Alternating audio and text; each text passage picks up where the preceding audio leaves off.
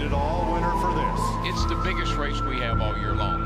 The icons of this sport have all starred on its biggest stage. It's the great American race. Trust me. I won the Daytona 500. I won the Daytona 500. Pull them belts tight one last time, boys. Light the fire.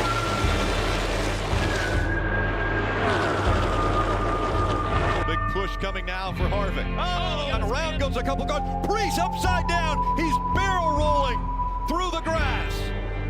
You got plenty of money. Don't need that to keep racing. Is it worth the risk to keep on going? Sure, to win. Yeah, welcome to the Bump and Run podcast. I'm your host, Michael D. White, joined by one of my best friends, Eric Daytona Ron. The stat man, Matt, couldn't make it. He's actually tending to a pretty serious family emergency right now. Hopefully everything is okay by the time this goes out, but wishing Matt and his family the best right now. But Daytona Ron made it. Make sure you like, share, subscribe. Tell all your friends about the podcast. We're in the home stretch. We only have a couple more shows left in the year, and then we go on that winter break. So tell all your friends, hey, jump on these guys while you can in the end, and then come back for Daytona. Make sure you like, share, subscribe. Podcast available every Tuesday night. Hope you guys had a great weekend. Hope you guys had yourselves a Harrison Burton type of weekend. And the Wood Brothers getting their 100th win. A feel-good story for the win, the team, and whatnot. And, well, we'll get into the controversy of that win and the fallout. But first, Eric, how you doing? I got this whole intro all backwards. Usually I say first, make sure you like, share, subscribe. But, Eric, how's your weekend? How are things going? It's going good. The weather here in northeastern Pennsylvania has been absolutely gorgeous here the last couple days. So obviously taking advantage of that on the weekend. On Saturday, we had ourselves a night race. So had just a few people up the garage for the NASCAR race this weekend. Enjoy the nice weather. Was trapping some kitties this weekend. So doing my good deed, rescuing the old ferals outside, getting them fixed. So been dealing with that. How many did you get fixed for? Yesterday? I got two yesterday, brother and sister. So, now they have to 24 hours for the males, 48 hours for the females. You got to leave them in the traps after their surgery because they're all loopy still. Oh, and, yeah. Disoriented and shit. So, but I'm like, me, big heart. Donnie, it was his 24 hours was up today when I came home from work, and he is now in my house. All right, nice. I just released him inside and said, you know what? It's only fair. He's been a nice cat. He comes around me, and I'll give him a fair shot inside. And if he doesn't, he lived outside. I go outside if he doesn't work out. But I think I got myself a new kitty tonight, so I'm hoping that he's fine. He's hiding now underneath the couch, so he won't be out for a little while. I think I'll be good for tonight. But that was my my weekend, wrangling kitties and drinking some beers and watching some NASCAR. I tell you what, it sounds like a great weekend to me, man. It was. Anyone that knows me personally, we have 4 cats ourselves too, so we're crazy with the cats. But I had a good weekend too, man. Bree's mom had a little family get together on Saturday, so I missed kind of the beginning portion of the race. Ended up coming back watching it on the projector screen in my backyard. If I bought this projector years ago just to watch the night race at Daytona, or else I probably would have headed up to the garage just to catch the end. But are you having a garage party for the Southern 500? I'm assuming. Oh, yeah, right? definitely. Yeah, that's the Coke 600, the garage party, and then the Southern 500. Those are the two that I look forward to the most. I don't know if Bree does for the state I come home in, but we'll take an Uber home from the mountain. And then, whatchamacallit? So I caught the end. Actually, I caught like the whole third stage. Dude, I was having such technical difficulties, though, in the backyard. My laptop crashed. The hard drive doesn't work. I couldn't get a signal on my antenna with the rabbit ears. I think it's Daytona because, you were probably here for it. There were times, I think it was 2 years ago. Yeah. Huge Daytona race. It might have even been the Southern 500. And, we're in my garage. There's 12, 15 people here. And my TV goes out with, 8 to go. And I'm like, oh, no. You go into the biggest panic in the entire world, especially when you're hosting a party for a race and it goes out. You're like, oh my God. So I've been there before with the technical stuff. It's not fun when it happens because it takes you out of the race a little bit. Oh yeah, I'm losing my mind because it's like I use this stuff every single week and I never have problems. The one time I want to sit outside, enjoy a beer, listen to the crickets and the frogs in the distance and pretend like I'm in the infield of Daytona watching on a big screen, and it's like, fuck, I can't do it. But I got it going eventually. Saw the end, saw the amazing racing, and then I watched it all over again between yesterday and today. So let's jump into some NASCAR news because there is a bunch of stuff to talk about. The first one, this is kind of disappointing for me. You know, we talk about listening to the radio broadcasts all the time, especially in the car for the Xfinity series, like you're on the run on Saturday. MRN's Jeff Striegel to retire at the end of the season. He's just one of those voices synonymous with MRN. Synonymous? I don't know if that's the right word, but what do you think about Jeff Striegel? I'm pretty sure Jeff is the one who does like the front stretch play-by-play type stuff. So he's the deeper voice guy. Yeah, it's always a shame when you lose one of those people that like get, and it's also another pillar in your life when you know you're getting older and you're getting to a different stage of your own life, because the people that you grew up listening to are now no longer doing it, and there's retiring, and we're in that right now in pretty much all of the sports world. I feel like the major ones where these 60-year, 10-year people that are calling these plays at baseball fields and football stadiums, they're done now, you know, and it's like they're trying to find that new voice, that new era to last. And I'll tell you what, they haven't hit in the NFL yet either. So, like, don't feel like this, you know, with Lee, I'm sure we'll talk about him. You know, it's not easy to find these people that end up being these legends. It's, you know, you have to go through a lot of people. Like the NFL tried a lot of people out. Oh, we don't like him. He didn't work out here. And they rotate people all the time now, when it used to be a solid booth, you know, like it is for NASCAR, like our NBC and whatnot. So, yeah, I don't know. It's always a shame to lose a legend like that. I forget. I don't follow a lot of football, but I did see that, what was it, Fox or someone just signed a former player to do Tom Brady, I think, is going to be his first year calling games. Is it? Yeah. So like that's it. And sometimes former players, they don't do well. Sometimes they don't have the like it's almost how we said about Gordon. Sometimes it's just he has the knowledge, but the delivery isn't there, and it's no fault to them. It's just they don't have it. You know, it's a skill. It really is. And you want to know what? It's a skill you have to work on. And you want to know, I'm glad you brought up Lee Diffie because I don't know how we would bring him up in this podcast like organically, but what a fucking amazing job he did. And I don't know if you noticed it, but that guy did his fucking homework on every single driver. I'm sure he had a team of people in his ear feeding him stats and stuff, but this is no knock on Rick Allen. I know if Matt was here, he would defend Rick Allen, but he loved Lee Diffie too on Saturday.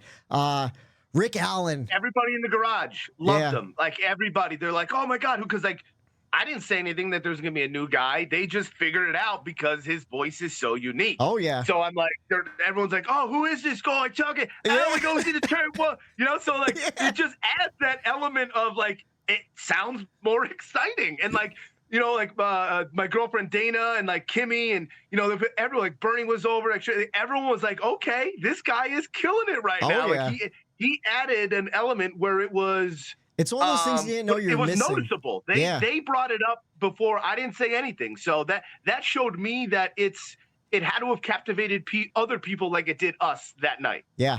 No knock on Rick Allen. I think he is a phenomenal broadcaster, but man, Lee Diffie had like a different type of energy that like I didn't know we needed in NASCAR, but like if we could have Lee Diffie call every single race of the 36 race season, I feel like we would be a lot more excited over some of these races and some of these finishes too. And it's because of the experience we talked about.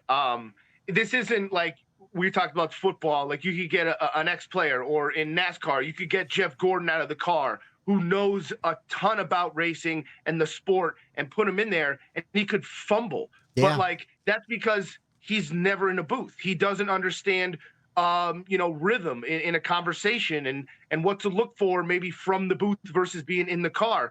And with Lee, he doesn't do only racing. No. He went to the Olympics. He calls swimming races. He calls track and field, anything. Yeah. So it's like when you have done that, calling not just a NASCAR race or a football game or a soccer match or the Olympics, yeah, that is so much experience at different varieties of, sporting events that just, it gives you this notebook of just gems to use at your disposal, and he nailed it. And you want to know what too? I don't know if you've noticed this watching other sports, but every sport kind of has their style of commentary. Where this will be a weird comparison, but years ago, I used to be really into wrestling. Haven't watched in a couple of years. Still love pro wrestling though. But there was this guy, I forget his name, and I'm doing him a disservice. It was like Mauro Ronaldo or something like that. And he was calling SmackDown for the WWE. And I'm like, man, this guy sounds like a fucking hockey announcer. And sure as shit, he was a hockey announcer where like certain sports have a different type of rhythm and energy. It's the cadence. It's like, yeah. And Lee Diffie has that like IndyCar type of energy, that F1 type of energy. And I think it's a great addition to NASCAR. I heard some people on Dave Moody's show today complaining about him because I think they just didn't like his accent. Or some guy was like, I don't want to hear an F1 race being called. I'm like, if you didn't like that, like, I don't know. Because he gave us so much information, hyped everything up. Talk about F1, like that shit is boring, but those guys make it sound exciting. I'd like to hear Lee Diffie a lot more in the future. But other than that, we got so much stuff to talk about. Hendrick, we mentioned Hendrick cut ties with Hooters a couple weeks ago. Now they are suing for $1.7 million plus interest for unpaid sponsorship fees. So I don't know what Hooters financials are like, but it seems like there might not be a Hooters in the future. I mean, I did hear they're shutting down. Like I heard that they're that they're closing up. Yeah. Yeah. So if you want to get some, they had a run. You know what I mean? They had a hell of a run. Right, like 40 years or something like that. They had an airline at one point flying out of I know. Allentown. That's the first time I ever flew. It was on Hooters Air. $99 to Myrtle Beach, South Carolina, baby. That airline didn't last long either. So if you want subpar wings, neither you're gonna did I. No. If you want subpar wings, you're gonna have to go to Wingstop or something like that. Dude, Hooters wings always gave me the worst stomach ache, where it's all butter and shit. I was always so drunk I never remembered what they tasted like. No, they're not that good. It is gonna be disappointing not going to the Hooters across from Daytona. Yeah. But I remember that one year we waited in line for like 4 fucking hours just to eat lunch, and it wasn't that good. And none of us could drink beers either because we were all so hungover from the night before. That was one of those Monday Daytonas. And then huge penalty news out of the garage. Denny Hamlin and Joe Gibbs Racing were issued a L2 penalty for failing to meet NASCAR's engine seal requirements. They've been docked 75 points, 10 playoff points, and Chris Gabehart was fined $100,000. Denny Hamlin explained the situation on his podcast this week, and it seems like it was kind of a multi-level failure. But from the way Denny explains it, after a race win, you have to send your engine into NASCAR to be inspected. It has like 2 different seals. A blue seal just means it was sealed, it was checked. Red seal means it has to go back to NASCAR because it's a race-winning engine. They cut it open, make sure there's no issues with it. Then they send it back to TRD, and then they rebuild it, throw a new blue seal on it, and they could use it again. Apparently, the way Denny Hamlin explained it, TRD is in charge. They have people in-house that take the engines and ship it to where they're supposed to be. So it's all on TRD's hands. Unfortunately, someone sent that engine back to TRD instead of back to NASCAR. And then someone else at TRD in Costa Mesa went, cut those seals when they shouldn't have, and rebuilt the engine. They said they had to self-report it basically because eventually, at some point in the season, you could send these engines back to NASCAR at any point because they have that seal. But at some point, it would have been found out whether after the season, near the end of the season. It would have had to been used again. They're probably numbered, and this engine was used here, here, here, and here. And they probably allotted so many times. And at a certain point, hey, where's this engine from Yeah. Bristol that won? And NASCAR has leisure, and there's a detail report, so they had to self-report that. It's unfortunate that it falls down on the team, but listening to some other NASCAR podcasts like the Teardown and stuff, it seems like there's no real way not to penalize the team. Even though TRD was responsible for it, it's still Joe Gibbs' responsibility to have that engine returned. So what do you think about that massive penalty for Denny Hamlin? Kind of took him out of that regular season championship run. Yeah, I mean, it's another one of those things where you don't want to be the first one to have this happen. Oh, yeah. And it seems like they were the team to have it happen to them here. Yeah, it sucks that it's a logistics issue, pretty much, and we know all too much about that. And, we know the people that are kind of signing for things and doing this. And, I could just see the kid or whoever it was back at that shop that decided to open up. It's, because at a certain point, like you said, it trickles down where, hey, he's got to know what these color tape means, for this, and this. Like, at any way you look back at it, it's going to come back because of the training. They should have let this guy know. So, yeah, did that guy cut it open? Yeah, but, like, who was in charge of letting him know not to do that? Or did he, so there's always someone else to blame, I guess. Yeah. And it's a shame because this is a huge, huge penalty. But you have to do it because if you don't, then this allows teams to manufacture their own logistics issues on purpose to send an engine back that they know that they souped up to repair it's like, it down. Oh, it's ECR's issue, Exactly. So this was a Pandora's box thing where you have to shut it as quick as you can and put a seal on it so that no one else kind of manufactures any kind of phony stuff. So it sucks.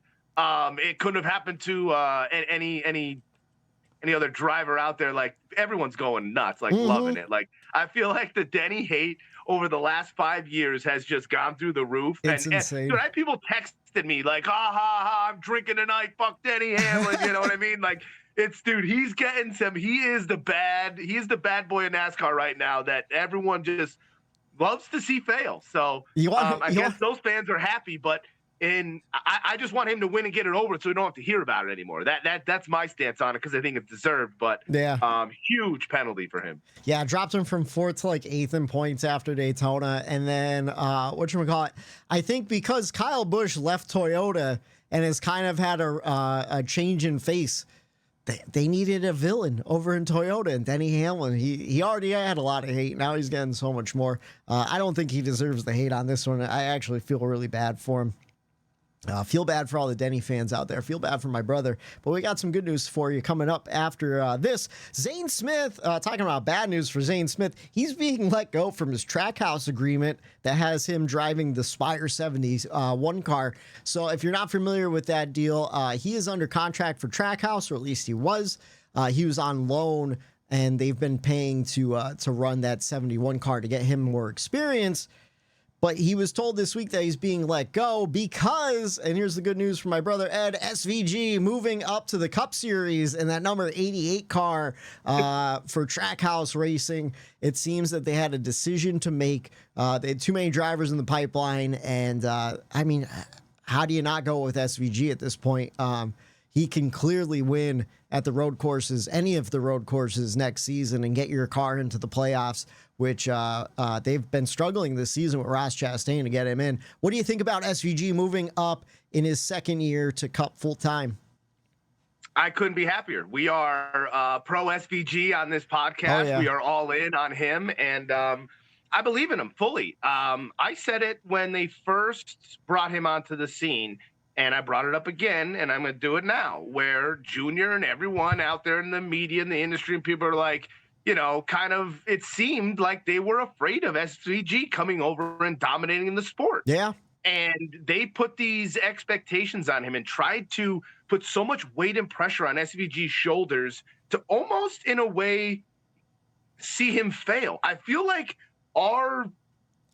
I don't want to say all media, but it felt like certain people in the garage area didn't want SVG to succeed because I think they were afraid of how similar the car he drives, those supercars, and this car are. And it's like, man, like people might lose their jobs. Oh, what's going on? Like it seemed like there was like they put these crazy. He's got to win every race he gets in if he does this in order to sign up for a long-term deal. He doesn't do this, and I'm like, what is going on? Like, let the guy race. Like, why are you doing this? But what did he do? He went out there and won his first race. Yeah. Then he goes out there, wins 3 races in Xfinity. Yep. Gets better on the oval every single time he goes out there. Finishes 4th at Indy. That's huge. Yeah.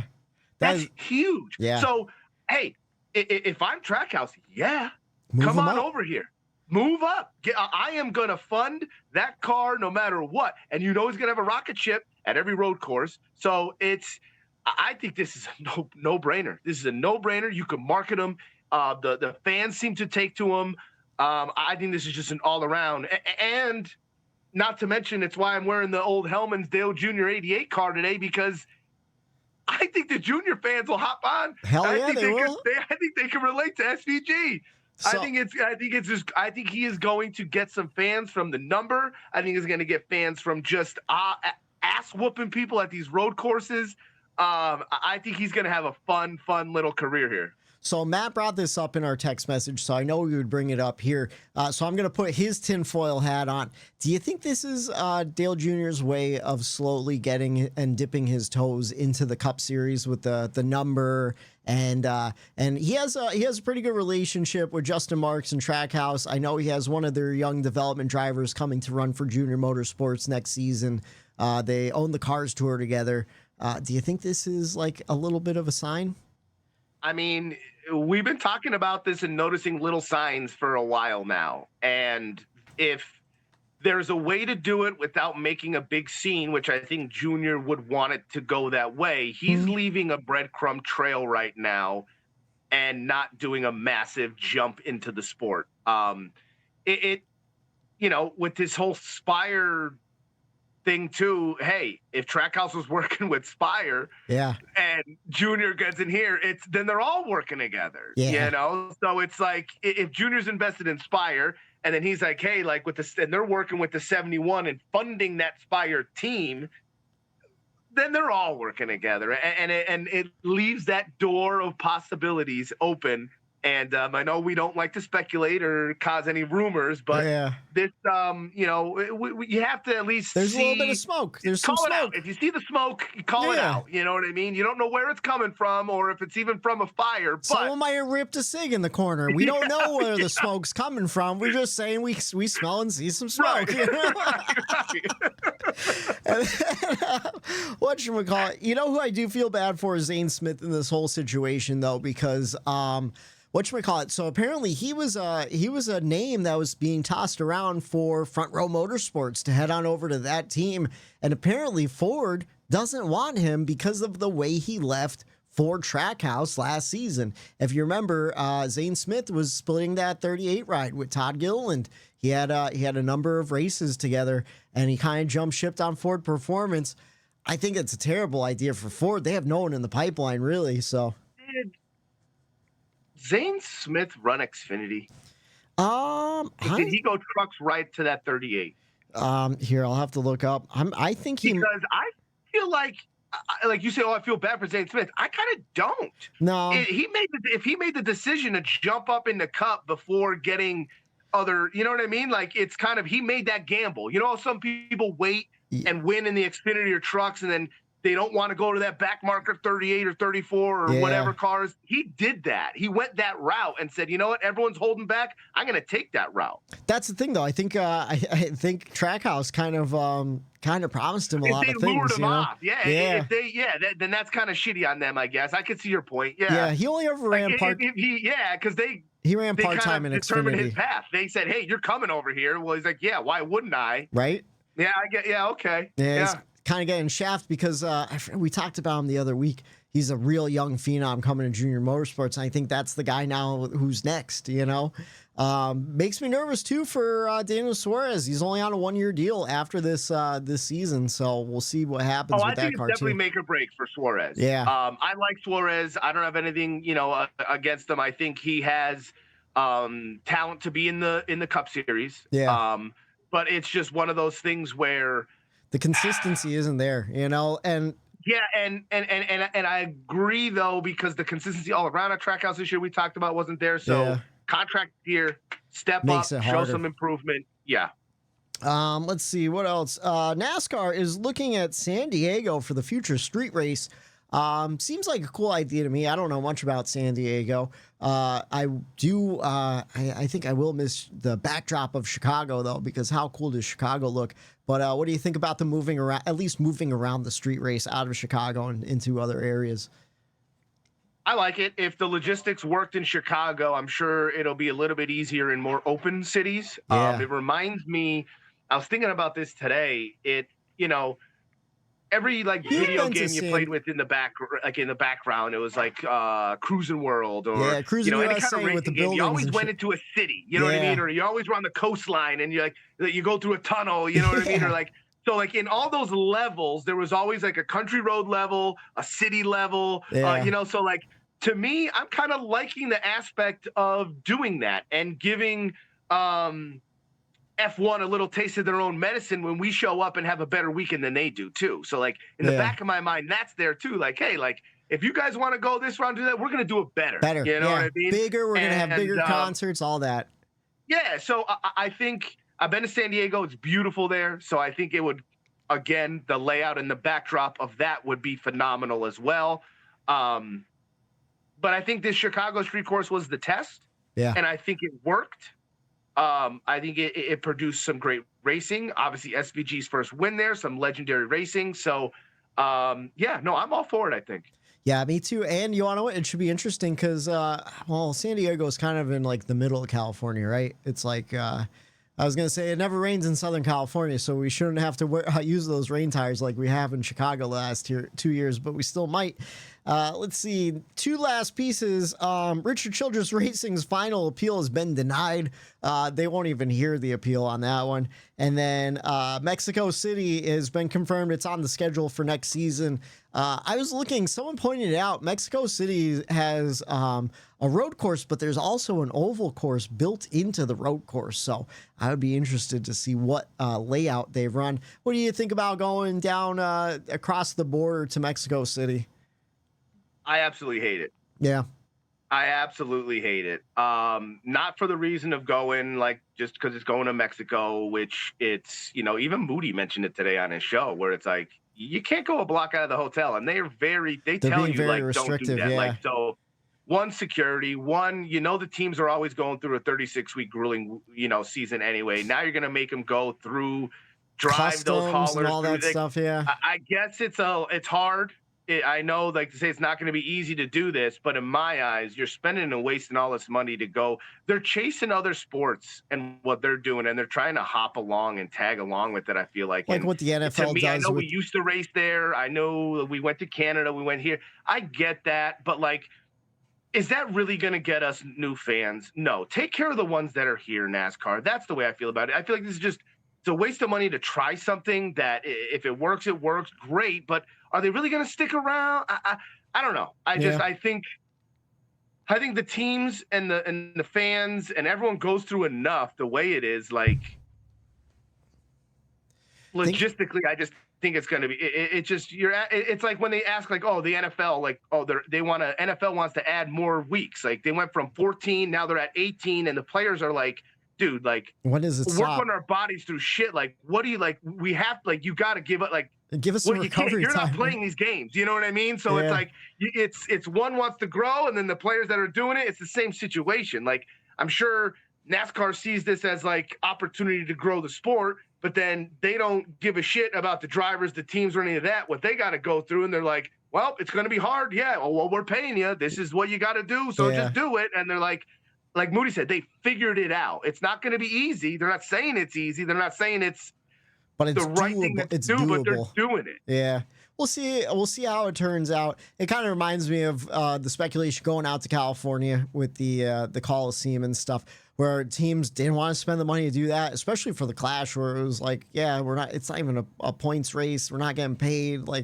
And then that's the thing, the money, put it into the car. The teams are complaining about the money. Instead of going to Mexico and racing and trying to get fans there and spending whatever kind of money they got to spend to get those haulers and everything through there without being torn down, put that money in and give it to the teams to give us more horsepower. Give it to the teams, every team, so they have a wind tunnel. Give it back into the sport instead of trying to do these wild, crazy things. Pump it back into your teams and into the funding of the car that sucks at certain racetracks. Like, this is the shit that it's like, I know you have to do this. Is like the advertising corporate side of NASCAR where they're trying to grow the sport. But it's like frustrating as a fan that just wants to see better racing, see them do things like this when it's like they should be focused on just on other things. Money, I feel like money could be better spent, you know. I agree with you on that too, especially when we've just been having the same complaints over and over and over again, and like, I don't know, it feels like you're spinning your tires sometimes, you know. No pun intended. But anyways, we have a NASCAR weekend to talk about, and it was a pretty exciting weekend, I believe. I don't know. I only saw one race this weekend. I didn't see Xfinity or trucks, but Layne Riggs won at the Milwaukee Mile. Did you catch the truck race on Sunday? How was it? Yeah. It was a good. I was trying to figure out, the track is wild, dude. Like, it's flat. But it doesn't look like a short track, but it races like a short track. And it's almost like New Hampshire flat style. And like, it looked like the trucks like were going to wipe out, but the corners were so long and wide that you could diamond up, like you could wash up the track to come back down. So there was kind of multiple ways you could erase that, which made it interesting. No, but up front, man, like Layne Riggs, just he put on a show, and good to see someone like that get a win. And looking at it, it looks like a tiny Indy where you kind of have a flat like a straightaway in between turns 1 and 2, and then 3 and 4. Yeah, it was a strange race to watch, to be honest with you. It's 1.015 miles. I have it on the DVR. Maybe I'll go back and watch it. And then let's see, Xfinity. Ryan Truex got his second win of the season and his first win not at Dover. Did you catch the Xfinity race on Friday night? I did. I saw some of the Xfinity race, and then I got a little too tuned up. And then, great thing about YouTube TV, I just go back, hit the race, rewind. It paused it right where I left off when my phone went out. I watched the last whatever. I think it was like 45 laps or something. I think I needed to finish. Yeah. And it was awesome. Like, the end of that race. I mean, Allgaier, I'm an Allgaier, supporter. He was running up front, and it's always cool. Like the 20 car, I still follow the 20 car, and Truex, man, he has like a 10% win average at this point. Like, he won like 2 out of 8 races that he started, and like top 5s in the other ones. Yeah.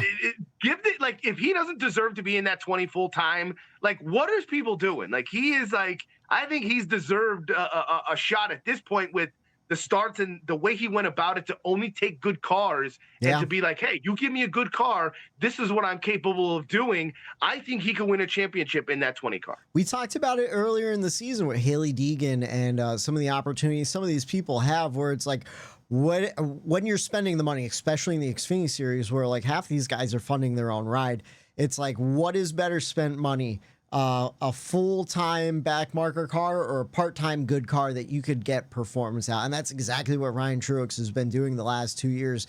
I know when Daniel Hemrick was in that 18 car, the year he won the championship for Gibbs, he said he only got paid for top 5 finishes. Like, that's how his contract worked.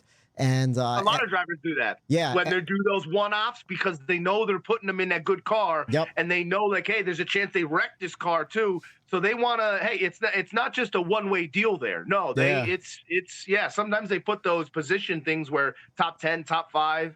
So if Truex can roll that into something for next season, maybe a full-time ride with stipulations like that, find some funding from these wins and everything, I could see a real resurgence in Ryan Truex's career, which is crazy because a couple of years ago, like, he was just one of those guys where he's like kind of riding in the middle of the pack as Martin Truex Jr.'s brother that really hasn't done anything. So, the last couple? Was he an 11 car?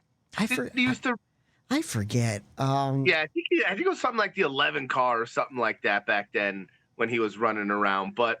Yeah, I mean, it's similar to Martin Truex, though. You know what I mean? Like, he had those days when he was riding around that 55, and it was just, you think it's going downhill and what's next, and he's getting older, and here I am, and he falls in the lap at JGR. So, now look at his brother.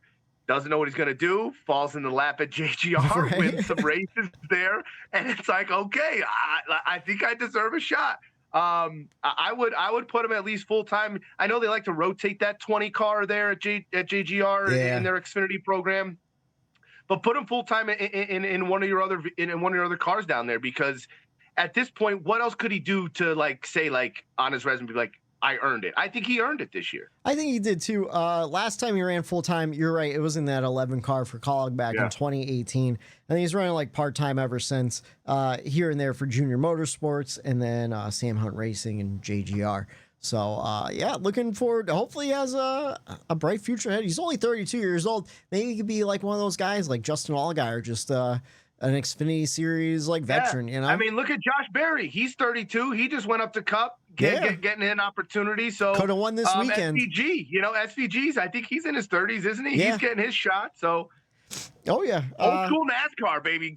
We'll see someone that's 50 just getting into the sport. Man, I would love to get back to that. It was crazy because you watch some of these old races and it's like, oh, this guy's a rookie and he's 28, and now we're used to 20-year-old rookies and shit. You know what that is? Let's get back to putting talent over just sponsorship money is what that's saying. They're these teams, if they're gonna be, spending the money that they have to spend to run a team, they want to get the best results. And the sponsorship money can only take you so far if you're still crashing every week. So at a certain point, I think the pendulum is switching over from this sponsorship mandatory structure to saying, hey, we need talent in these cars. Plus, sometimes the sponsors don't pay you, and you have to sue them for $1.7 million. And then whatchamacallit? That's why these charters are the teams are fighting for this charter money, because it would alleviate some of that need for sponsorship, where you could prioritize talent over paid drivers, which I think really solves a lot of problems we have. But we have a cup race to talk about too. One, Harrison Burton won his first career win, the 100th win for the Wood Brothers. Great feel-good story in that win alone, but also not at the same time. He led once for one lap. The race lasted 3 hours, 1 minute, and 40 seconds. We saw 7 cautions for 34 laps, including a red flag, 40 lead changes among 16 different drivers. Your top 5 was Harrison Burton, Kyle Busch, Christopher Bell, Cody fucking Ware. Earned that one too. And Ty Gibbs. Of course, most of the field got wrecked out. I tell you what, Cody Ware, when he doesn't get involved in a wreck at a super speedway, he does usually finish in the top 20, which is pretty good for him. But probably, I think that is his best career finish. But yeah, I think you said you want to jump with me for the race grade first? Before the show? All right, so I gave it an A. I thought it was a great race. It's just it's unfortunate that a feel-good win like the 100th win for the Wood Brothers is overshadowed by the playoff system, kind of. But I thought this was a fantastic race from start to finish. I really enjoyed the racing we saw, especially compared to some of the other super speedway races we've seen in this car. Even with the gas saving that we saw at the Daytona 500 that we were pretty critical of, I didn't think it made much of a difference here in terms of really aggressive driving, and I really liked what we saw. And you guys know I've been a hater on the super speedways since the next gen car came out, and I was really happy for Harrison Burton to win that race. Besides the playoff implication, I thought it was I don't know, I got choked up a little bit, where it's like, damn, that's a big deal for the Wood Brothers, and listening to the teardown, Jeff Gluck and Jordan Bianchi talked about how Ryan Blaney, this is a cool story. If you didn't listen to the teardown, Ryan Blaney was leaving the infield care center because he got in a car in that wreck. He was getting checked out. He was on a golf cart, and he caught the final laps on just someone's hauler TV or camper TV. And he's like, hey, turn around, take me to victory lane. And he went and congratulated Harrison and hung out in victory lane until they took the car away to the R&D center. And he just talked to his former crew chief, that's Harrison Burton's current crew chief, about the win, and really took it all in, having beers with those guys. And I don't know, there's just something special about the Wood Brothers. And I think that's why everyone was kind of happy to see Harrison Burton win for the iconic Wood Brothers. It's just unfortunate that a great race finish, a great race in general, is kind of overshadowed by a kind of broken playoff system, to say the least. What are your thoughts? What do you think about that? I agree. I gave this race an A as well, white man. I really believe that NASCAR, whatever I complained about the last race, they gave it to me with this one. Yeah. You know, I'm so used to them, you know, when they're going side by side, one guy would bop down low. Another guy, when he went low, he would go high. And they were constantly going back and forth, swapping positions, swapping lanes, going over here, trying to do something and move your way up. And from the drop of the green flag, that was the kind of racing that we got. They were going from lane to lane, 3 wide, creating even more opportunity for some of these drivers on the cutoff line to get to the front. 3 lanes, now there's endless opportunities for you to move around and to get to the front. And they were going 3 wide for multiple laps at a time. Yeah. While racing, not just riding around, racing around each other. Hard, too. And it's like, to me, like, that's what we complained about. I didn't see any single file running around trying to save fuel. You know, we saw 3 wide last time, but they weren't doing anything. No. They were just riding around 3 wide. This time, passing, trying to get up front because the added pressure was there. There's only one. This is one of your last shots you have to make the playoffs. And, you know, I agree. I think, you know, the next day on Sunday, I'm like, that is great for the Wood Brothers. Yeah. Awesome for Harrison Burton. My girlfriend was crying when she saw the Harrison Burton with the interview with his son and all that. Like, she got choked up over it too, because it's like, Jeff Burton and stuff. Yeah. It was awesome. You know what I mean? And like, it's one of those things where for that moment, I could separate my brain and appreciate that.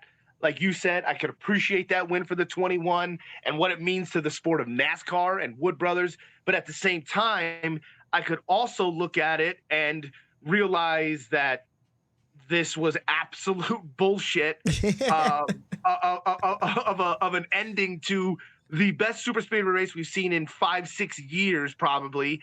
And that's still there. It's happened. It was a sour ending. Yeah. There's no denying that in a different light. It's There's just the first light of, the playoffs. Holcomb, Jeff Burton, Lee Diffie, his son, great Wood Brothers 100th win. But then there's the other side of it too, where we all know that it just took a spot from a Bubba, from a Ty, from a Ross, from these people on the cutoff line that have been battling all year that deserve it, and they're in the 16 top 20 in points.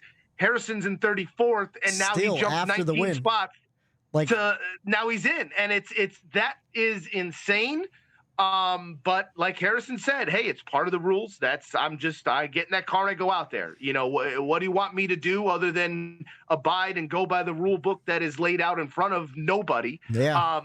But it's kind of it is kind of spoiling, which sucks because it was overall a great Daytona race. And we were in my garage and like everybody was into it. Like, it's like, it was exciting from start to finish, especially with Lee calling the race. It just had a feel. And it was one of those races where I honestly, not just because I picked him on the show, but if there was any race for Kyle Busch to win that, was the race. One. Yeah. It was that race. And I thought he had it. Shout out Anna and Kevin, they had a kids Saturday night. Oh yeah, congratulations. Charles, and so they were messaging Dana and back and forth, and I was going, you know what?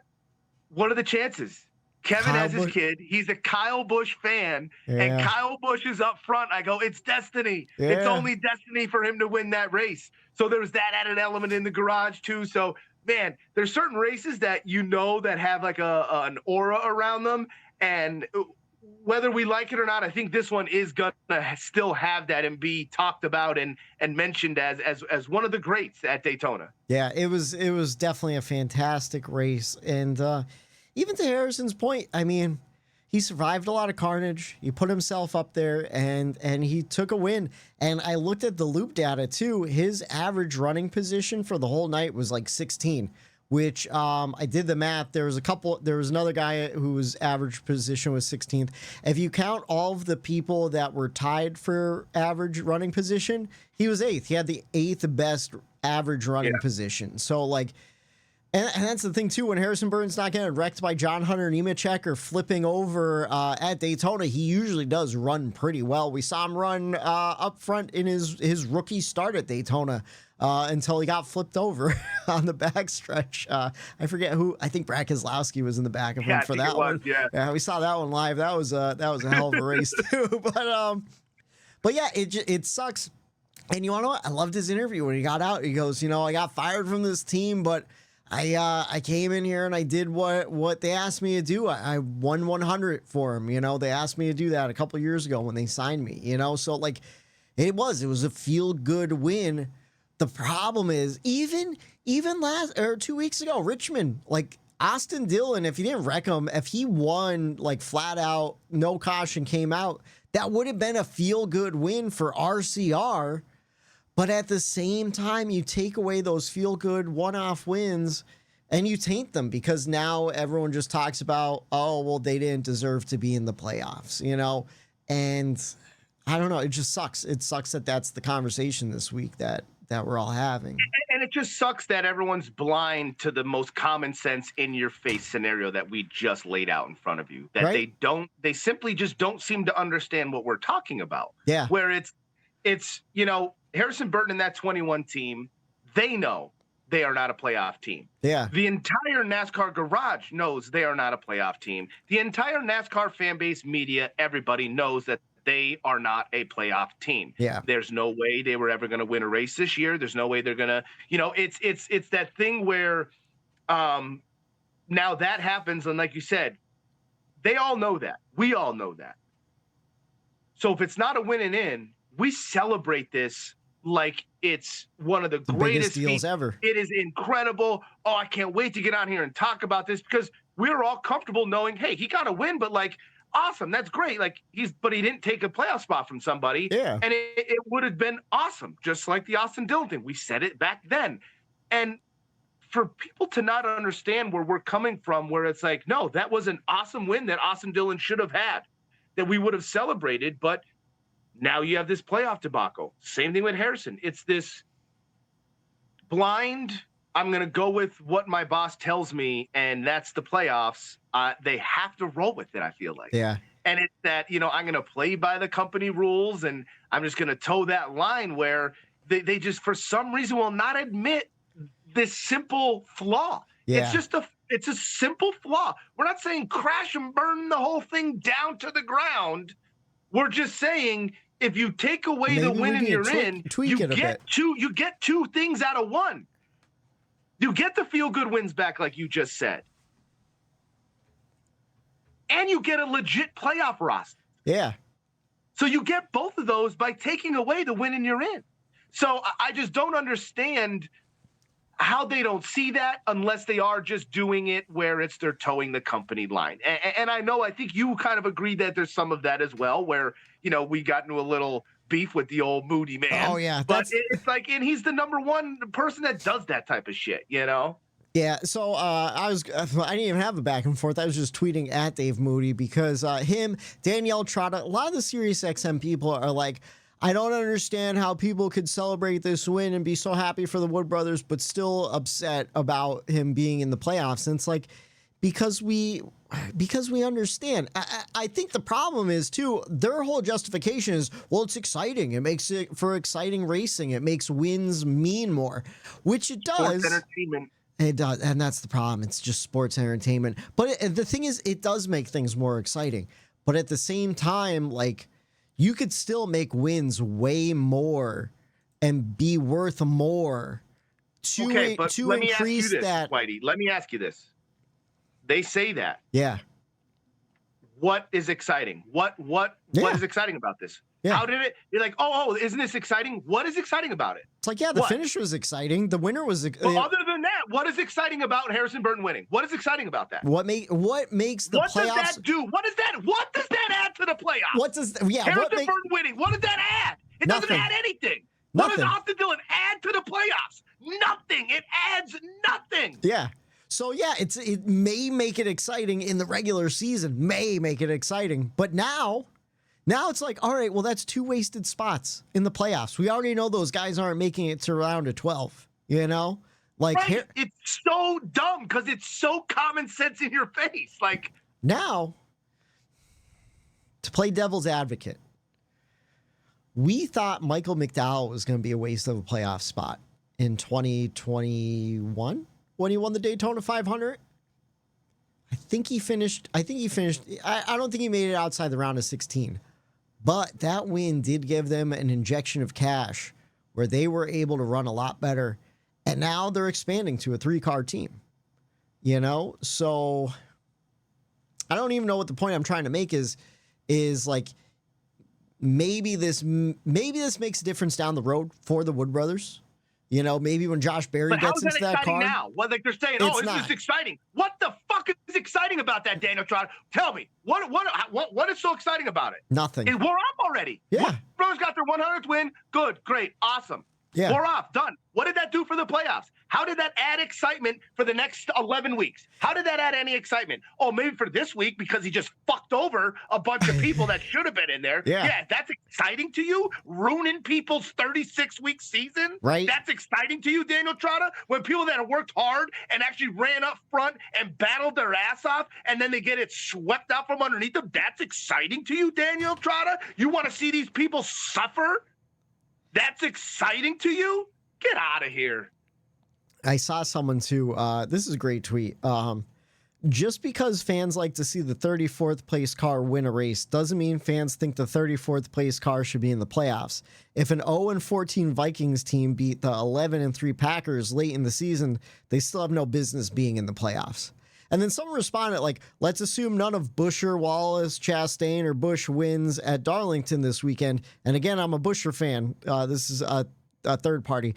So are you saying that the playoffs would be more pure if one of those 0-27 in 2024 drivers has business being in the playoffs? And my response was yes. Every single one of those drivers he listed was in the top 16 in regular points right now today because they're consistently running decent enough to stay in the top 16 in points. Not sure what's so hard to understand about that. Right. You know? Right. That's what, Whitey, that is honest to God. What makes me angry is how people don't see it that way. Yeah. How can you wrap your head around it that at one time, yeah, he wins, he has a win, but like, I think these people don't understand like Daytona and Talladega and how those type of races pan out. Just create random winners, especially in the new car because the new car is so close to each other. That's what I said. NASCAR almost guaranteed it by getting these cars so similar in speed. And that was one of the issues I was trying to tweet at Dave Moody. He never responded, even though we've gone back and forth in the past too. So I know he definitely saw. I know he definitely saw the tweet at least. Maybe he didn't, but he sees a lot of them. But he goes, apparently large number of fans, NASCAR fans, just realize that the win and you're in component of the playoff system, there is, and it was implemented many years ago. People are pissed because he's outside the top 30 in points too. But he goes, why is it suddenly flawed?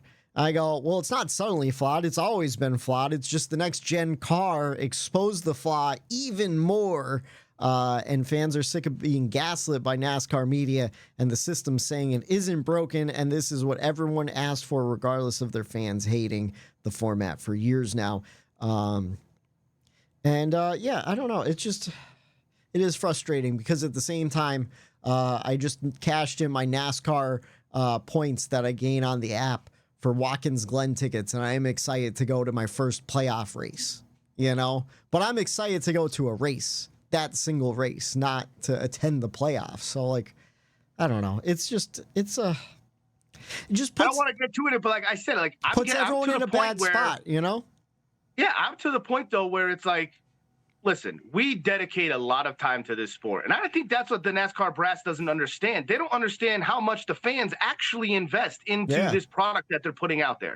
And they don't care about that because they're out there worrying about TV deals and making money. And we're out here bitching online and complaining to you guys about what we really want to see on Sunday during the race. And you're not listening to us. You only care about the money, but we're still spending our money on gear, on tickets, on camping, on going here, on hotels, on travel to go to your product, knowing that it might suck. Yeah. Because you didn't work on the car enough and you didn't fix anything and you didn't do anything, but we still go because, you know, we have that faith. We have that belief that, you know what, this might be a good race. Yep. Oh, they're going to figure it out. And then now your mind, your expectations change. Because you have to, in order to enjoy the races, change your attitude about what you're seeing out there. Yeah. And it's like, man, I just realized over these last couple seasons where it's like, I'm tired of being gaslit into liking this sport of NASCAR. Listen, I've been a Jaguar fan since 1995. Yeah. I've gone through enough of the depression, shitty seasons, spending money, and misery.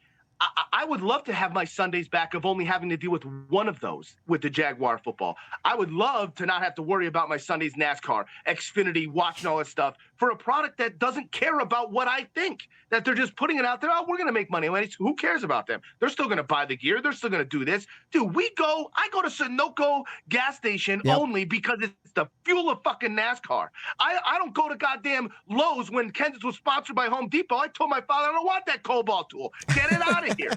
Yeah, These fans, they don't understand how serious we as fans get invested into this. And I just feel like I'm getting kicked in the nuts left and right. And I'm tired of it. I'll watch the highlight package the next day because out of 36 races, there were great races this year. Yeah. What, 8 at the most that we could say were awesome A races out of 36? I'm going to waste my entire summer, my entire fall, I'm going to waste almost my entire year to get 8 possible awesome races and to get not a legit playoff field at the end of that, to have a 34th place car knock out a 16th place points car. No, now I'm realizing NASCAR, and it's turning me sour. And that's the problem too, because we're coming off of a great race. And instead of just being able to enjoy a great race with a feel-good story, now we have a sour taste in our mouth. We're sour for the rest of the playoffs. We're at least sour for the next 4 races until Harrison Burton gets knocked out of the playoffs in round 12. You know, we would be sour if Austin Dillon was taking up another one of those spots. And I admit it, I'd be sour if EJ won that race. Yeah. Yeah, I'd be sour about that because everybody and their mother knows he's not a playoff driver. Not but this I year. would want to be happy that he won. Yeah. I would want to celebrate that win, and I'm sure everyone would love to see the 43 in victory lane again. But you wouldn't be able to celebrate it. I would be mad. Great example is the first season with this car in 2022 because the playoff field, everything was so level where we were excited about new winners constantly, where it's like, yeah, this is great. Like no one's up to date on this. No one's up to date on this car. No one knows. No one's figured it out yet. So anything could happen. And that created an excitement in and of itself. And then we got to the playoffs and we still kept seeing a bunch of new winners during the playoffs where it's like, all right, well, these guys aren't screwing up the playoff field at all, you know, because Chris Buescher won at Bristol. You know, or did he flip? No, he flipped at Kansas. No, EJ won at Darlington to start it off. So, you know what I mean? Those are exciting because no one had their hands wrapped around this car. But now guys do. Now guys have their hands wrapped around the car. You're seeing who's consistently running well. You're seeing the cream rise to the top. And then you get a Daytona, like, one-off winner, you know? And it kind of happens every year. It happened last year at Ricky Stenhouse Jr. in the Daytona 500. But at least it was early enough where it's like, all right, well, Ricky's in. He's always been good at super speedways. It's kind of easy to, you know, deal with it. And then because he won early on, then you get that injection of cash. Maybe you could fund a little bit better and you run better throughout the season like Ricky Stenhouse Jr. did, like Michael McDowell did. But Harrison Burton won not the cutoff, but like what would have been the cutoff. That one's hard to stomach, even when it should be a good feel-good story. And I said this too. If they want to keep the winning you're in, and they're always changing the schedule. You want to add more road courses. You want to add more 2-mile racetracks. Fine. But I want to see one Daytona. I want to see one Talladega. Yeah. That's it. And one Atlanta. You can't have multiple times where you could get a race winner like this that pops out. You just can't. You can't have it. You just cannot have it. And to be honest, you know, I don't want to see super speedway racing go away after this Daytona. But you know, are they going to race like this in the 500? You don't know. Yeah. They didn't. So it's like, No. oh, okay. Now you only have one shot at a Daytona. Are the boys going to race for that trophy? They're going to race for that trophy. Absolutely. You're not going to see the fuel saving we saw in the Daytona 500. They're okay with getting rid of Pocono. They're okay with getting rid of Richmond. You know what I mean? But hey, what about Daytona, Talladega? Oh, you're fighting joints. You want to get rid of two races there? Fuck you. Well, NASCAR owns that track, so they get, not only do they get the TV money just to NASCAR, they get the TV money from the track from NASCAR. So they're double dipping on that one too. And you want to talk about exciting cut line stories? Say it was the top 16 in points only, you know, get rid of the win and you're in. Daniel Suarez, who won, he's sitting in 17th. He is only 30 points behind Kyle Busch right now, sitting in 16th. You're telling me that's not an exciting playoff cut line deal without the win and you're in? You know, like that is just as exciting. Joey Logano sitting very close to falling out of the playoffs with a win. Even if he, you know what I mean? They could easily get rid of the win and you're in, and it's just as exciting as exactly. It is. We're getting gaslit. Why do you nailed it? We are. But you know, there's only so much bitching and moaning you could do. Right. So let's talk about our checkers. Let's talk about our checkers and records. 3 wide for the lead. 1 lap to go. It's this week's checkers and wreckers. My neck is sore, so I have a heating pad on. I can't rock out. Oh, dude, I was getting the backyard ready all day Saturday using a gas-powered string trimmer. Just got it. Never used one before, so it's a little heavier than the one I'm used to. I fucked my shoulders all up real bad. Yeah, dude. Real bad. But let's start with you for the checkers and wreckers. My checkers goes to the field. They stepped up. Yeah. They absolutely sent it at Daytona on Saturday night. And they kind of put me in my place because after the last one, I said they don't race like this anymore. I want to see more of this and more of that. Yeah. And they went out there, and like I said, from the green flag, they went out there and they raced their asses off. So you didn't hear any complaining about single file. You didn't hear any complaint about just riding around, logging laps. I know some people thought they were in stage 1 and 2, just logging.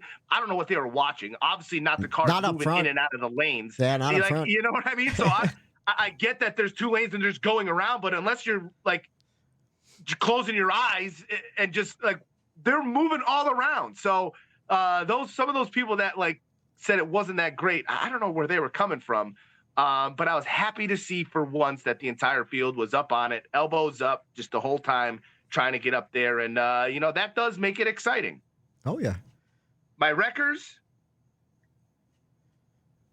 the man I picked to win the race, Kyle fucking Busch. Man.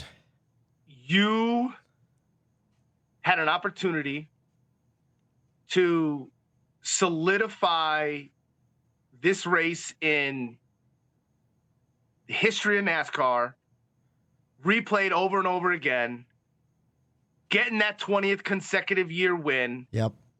Last chance at Daytona. Yep. Running up front. This had the markings of an absolutely historic Daytona race and Daytona finish.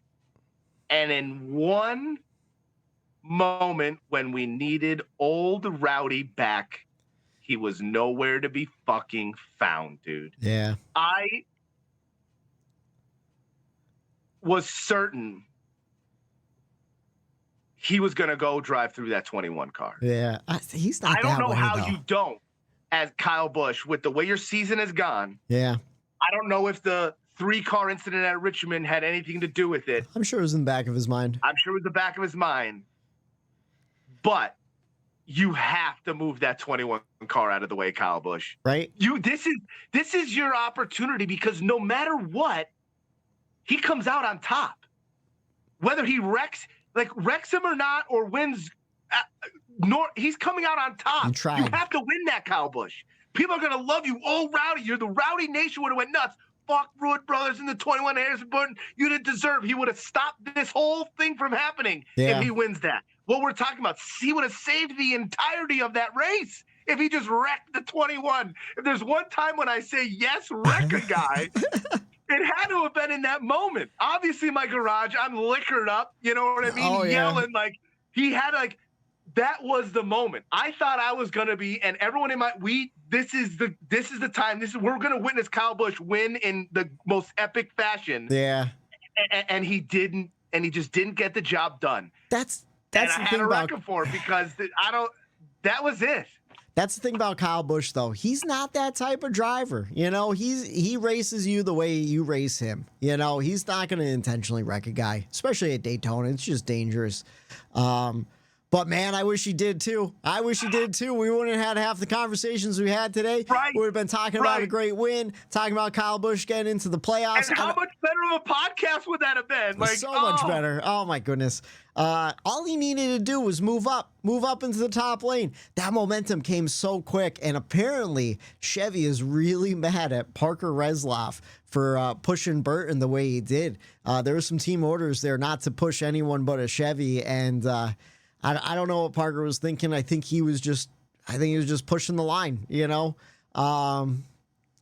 And Kyle Busch went with the old faithful of Christopher Bell, former teammate, knows he could trust him in a push, and Parker didn't have that, so he didn't want to line up in front of him either. So that was a tough choose rule. That all came down to the choose on that one, and just unfortunate.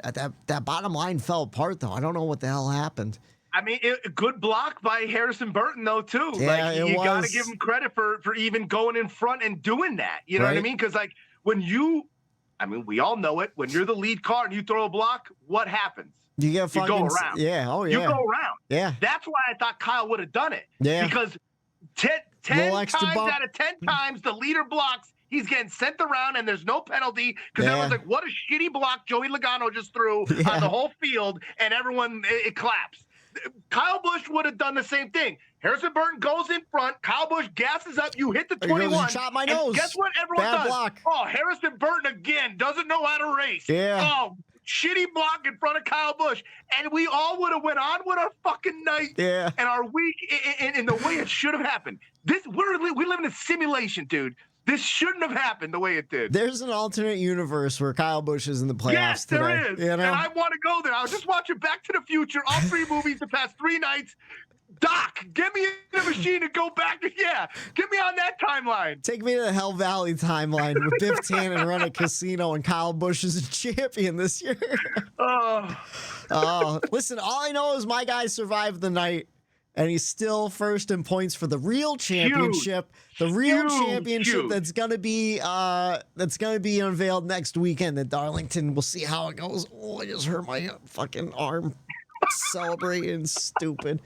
Tuesday show. This is where it does start getting off the rails. Where's the train? Where's the train? I gotta get a better train sound effect.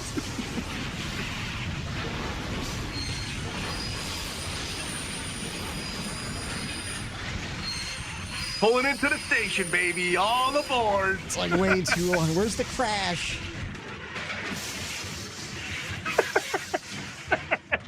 I gotta cut that one down to just the last couple of seconds. Let's see, my checkers and wreckers. I have to give my checkers to Ford Performance across the board.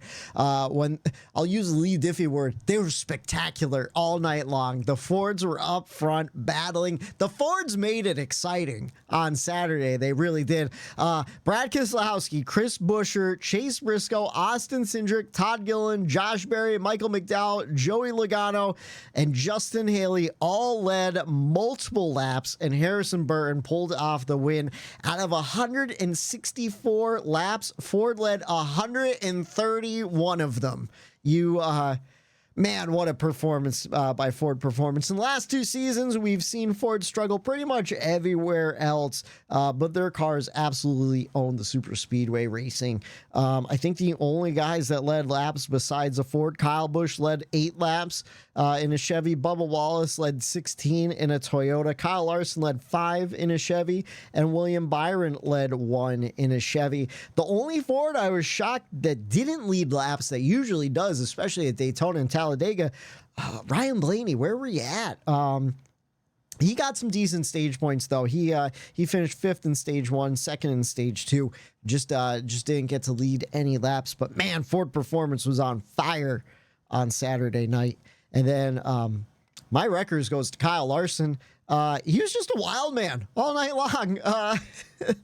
I think it was funny too. After his last pit stop, after he wrecked John Hunter Nemechek, Cliff Daniels said, "Hey, I need you to save some fuel," and Larson proceeded to drive really super aggressive up front. And I'm not saying that he was the cause of the big one with Austin Cindric, but I know right before that, I texted you guys, I go, Kyle Larson's going to wreck the field right now, because he was like all over the place.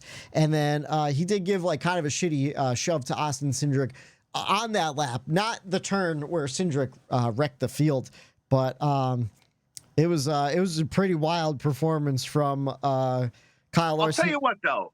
Yeah. I wonder at what point as a driver, because as a fan, I'll tell you what, and for me, like, listen, I go by Daytona Ron because I've been to 10 Daytona races, you know what I mean? Yeah. So it's one of those things where when I watched Kenseth, Kyle Busch, Denny Hamlin ride around the back at Daytona for the entire race. Yeah. As a fan, I'm like, it irritates you. Yeah, I want to see my guy up front battling. I want to see him in the middle of the pack. Like, I don't want to see you riding around the back. So, like, at what point, because no matter what, the one time they took each other out riding in the back, all 6 Toyotas took each other out. Remember that 2 years ago when they all took each other out? That was fucking rough. I think there was one Toyota in the middle of the pack that survived the race. Right. So it's like, when you run up front and in the back, you're gonna get into a wreck.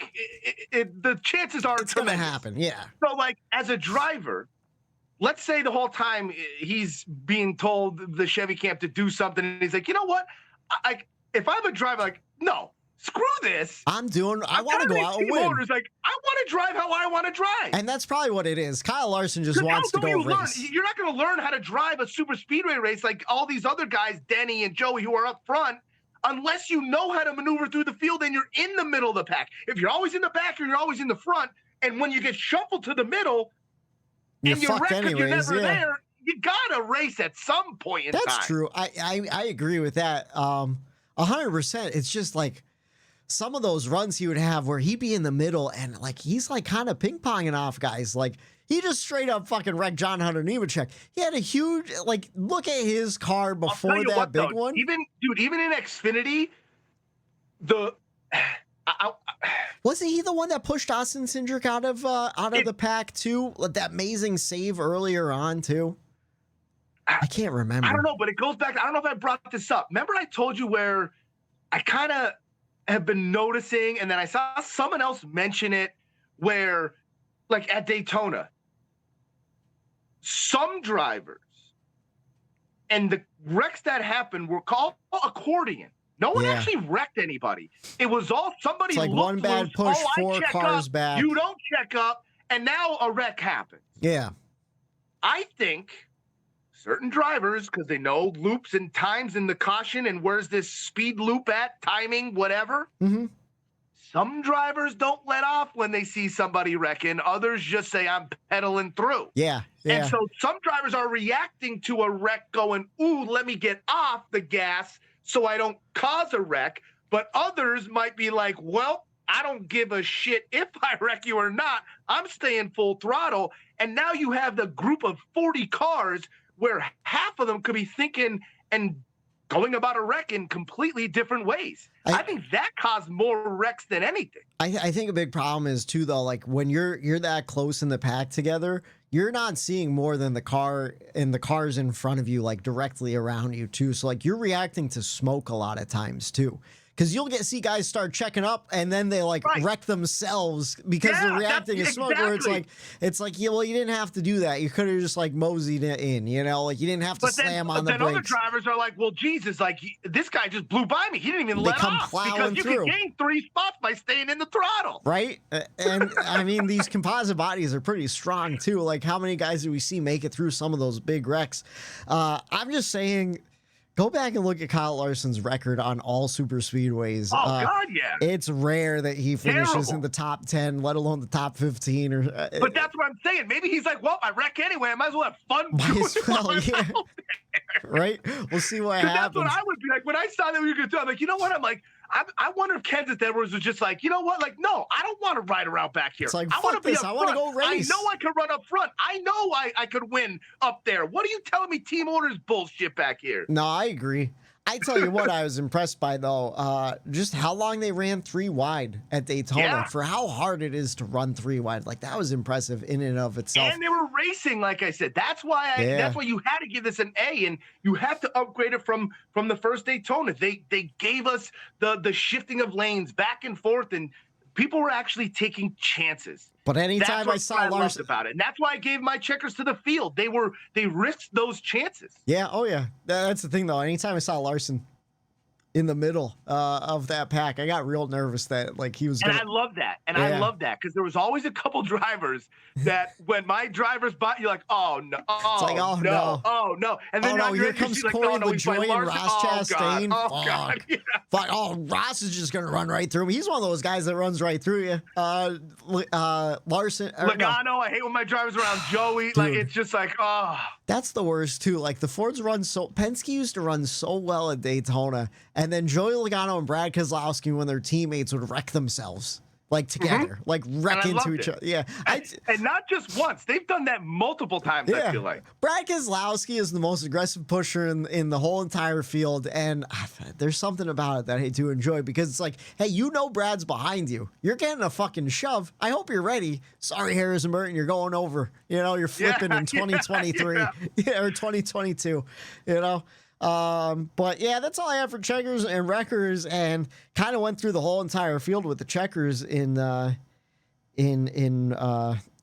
Fords just dominate the day, really. Oh. I have another little side checkers. Yeah. My garage on Saturday, if there wasn't a 1/4 inch of drool on the entire floor of my garage while we were watching that 34 Long John Silver's car go around Daytona, we were all going nuts. We're like, look at that long. Oh my God. We were about to DoorDash Long John Silver's at midnight after that race. Yeah. We were so pumped up for some hush puppies, some crumblies, some chicken planks. Oh my God. So then the next day, we're all talking about it. Bernie, he was up watching the race in my garage. He sends me a Snapchat the next day of a big old bag of Long John Silver's. He went for it. See, that's what you do when you're fans of NASCAR. You go to those sponsorship, that's engagement, and you go out and you get that Long John Silver's, baby. Hell yeah. They're supporting the sponsors, even though NASCAR's not supporting the fans too great. Also want to give Matt's checkers and wreckers because he did send it in a text message. He gave his checkers to the Wood Brothers getting their 100th win and having a legendary NASCAR moment. Having Lee Diffie call while Jeff Byrne is fist pumping in the booth. That really was that call was so fucking good. Especially when Lee Diffie's like, Jeff, your baby boy is a NASCAR winner at Daytona. I'm like, man, that fucking, because you have to. I love the meme that you sent though, where it's like, where it looks like he's about to clock him in the side. That was a great screenshot. And then his wreckers was the playoff format taking away from that special moment because the discourse automatically shifted towards the convo of if Harrison Burton deserves to be in the playoffs. And we covered that all. So, and it is a shame once again. It really is because if you're a listener of the show, we appreciate those moments. We would have loved to celebrate that. Yeah. But at a certain point, the commitment you put into a season trumps that feel good moment when you know what I mean. So it's like it's the body of work that goes into it. Like us fans are emotionally involved in this too, and it just I wanted to celebrate it correctly, and you just couldn't. It's a shame for Harrison. Yeah, especially when it's guys battling on the cut line like Kyle Busch, Ross Chastain, Bubba Wallace, and Chris Buescher, who are all sitting inside the 16 in the points, like well sitting in there. And it's like, man, they're just getting fucked over by a system, you know? A win in the playoffs still counts towards Kyle Busch's streak, though, right? So he still has. Yeah. Okay, He also has another streak. I think he's made the playoffs every single year. Because I didn't know about like how they do it, like stat wise. You know what I mean? Like regular season versus playoff races. If it's still in the year, he still won in that season. They say 36 races. Did Busch make the playoffs his last year with Gibbs, or was that Martin Truex Jr. who didn't make it in because of Daytona? No, Kyle Busch missed 1 year. In the 18 car. All right, I thought so. I could have swore he had 2 streaks going where he made the playoffs every year too. But I know the 1 year, maybe this was the year that he missed the playoffs because it took him until Texas in the playoffs to win his race, and that counted towards the streak. That was a great call by Rick Allen. He saw that Kyle Busch's pit crew lowered the jack super slow to get every little bit of gas in, and he won on fuel strategy. So that was a great race back in the day. Anyways, here on the Bumper Run Podcast, everyone loves to talk about the winner, Harrison Burton. Unfortunately, we talked about him for good reasons and bad reasons, but we also like to talk about the last place driver, and it was no fault of his own, but Daniel Suarez was the first one out. His car caught on fire during a pit cycle. Not exactly sure what happened, but it looked like Denny Hamlin's car backfired as he struggled to leave the pit box and ignited fuel that was in Daniel's pit box. And it burned up the back of that car, unlike anything I've seen in the NASCAR Cup Series. Beautiful car, too. Beautiful car. That red car's back turned completely black. It must have melted the bumper and all that wrap off, you know. But it was a wild fire, and just unfortunate for Daniel Suarez. But he's locked into the playoffs. He's actually sitting 17th in points, too, where yeah, this is a guy that should be battling on the cut line. Yeah, and I think listen, he runs, and I've said this the last couple of years, he has the talent. Yeah. To run in the Cup Series. It's just Trackhouse as a whole is having a little bit of a down year. They're struggling a little bit. Yeah. You know, you see it with Chastain. Everyone was high on his horse last 2 years, sucking him off and eating watermelon left. Oh, he's going to be the next great thing. And look at him. No one, you know what? We need to shit on Ross Chastain more for his seasons that he's having after everyone wanted to put him on a pedestal and make him part of Mount Rushmore in NASCAR. And look at him, too. You know what? Fuck yeah. He's only got like Chastain. 2 wins, 3 wins. He has a lot less wins than people, I think, realize, Everyone too. just wanted to crown him like this next fucking thing, and look at you're there at the bottom of the line with Daniel Suarez, bud. Yeah, well, where's he sitting in points right now? Although we were talking about Ross Chastain, the show's off the rails already. Beautiful throwback car this weekend. Oh, coming up for Darlington, it's a sick Busch car. Yeah, throwing it back to one of Kevin Harvick's paint schemes. One of my favorite Harvick paint schemes too. I think Harvick threw it back to that paint scheme at one point too. It's got the old Busch logo on it, which I appreciate. Sorry, go check that out on Twitter if you haven't seen it. But we are, like we said, we're heading to Darlington. Xfinity on track Saturday, 3:30 on USA for the Sport Clips haircuts. A VFW Help a Hero 200. That's a mouthful. And then Cup on track Sunday, 6 p.m. for the Cookout Southern 500 on USA.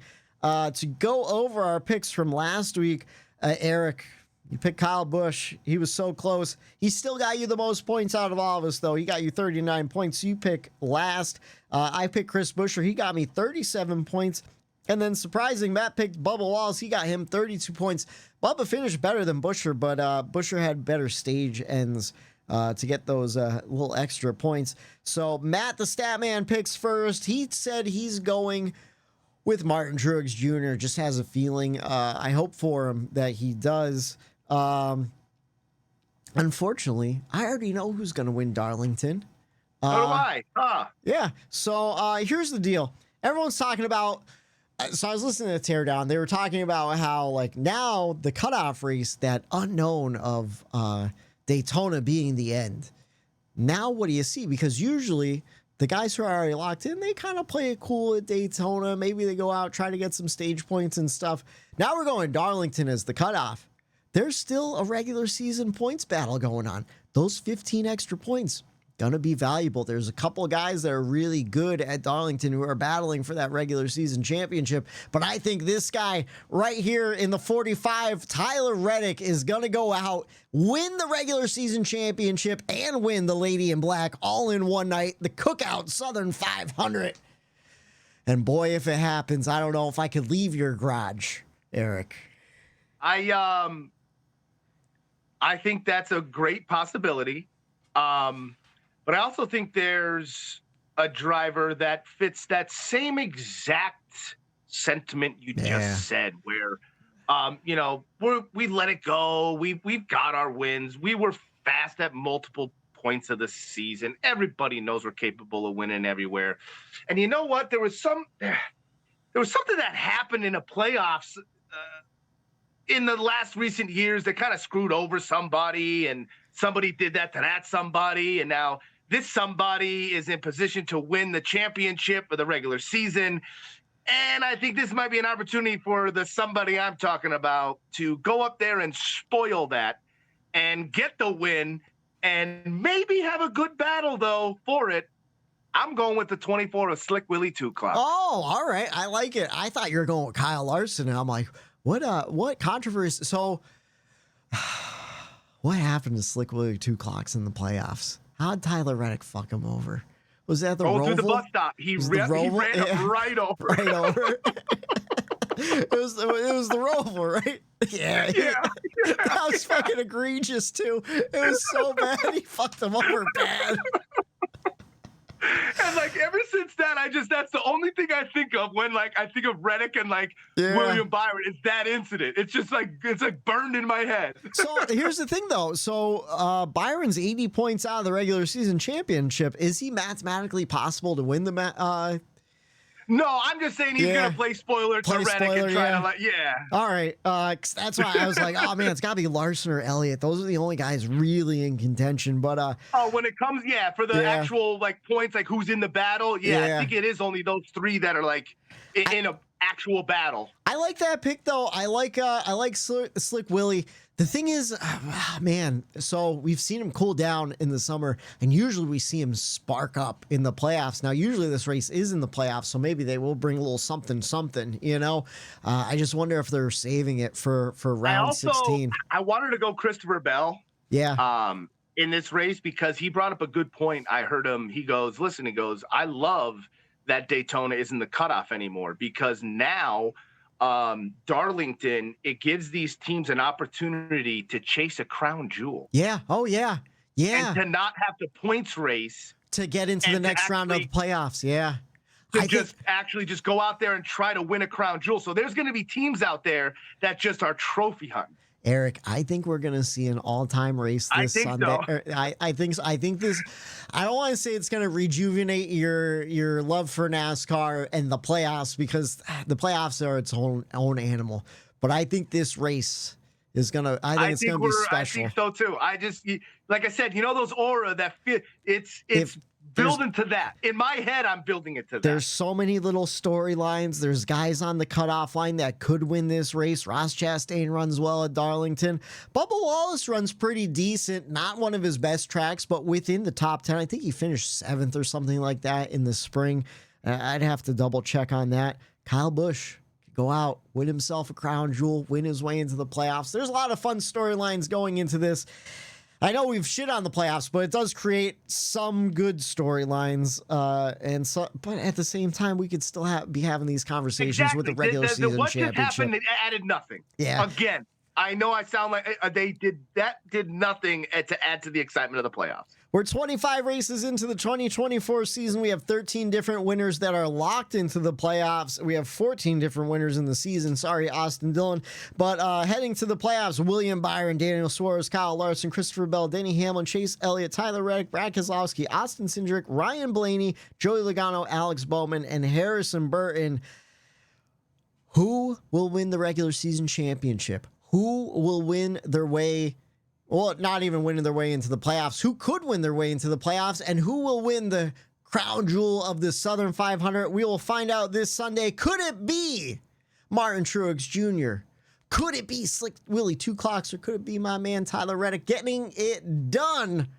We'll find out this Sunday, 6 p.m. for the Cookout Southern 500 on USA. We'll break it all down for you next Tuesday night. Hope you enjoy the Southern 500. Hope you enjoy your Labor Day. Don't lift a finger on Labor Day. These unions back in the day fought real hard for you to have this day off. Get all the... and make sure you like, share, subscribe to all that shit. For Matt the Statman Reilly, who couldn't be here tonight. For Eric Daytona Ron, I'm Michael D. White saying have a good night. The Bump and Run! There it is.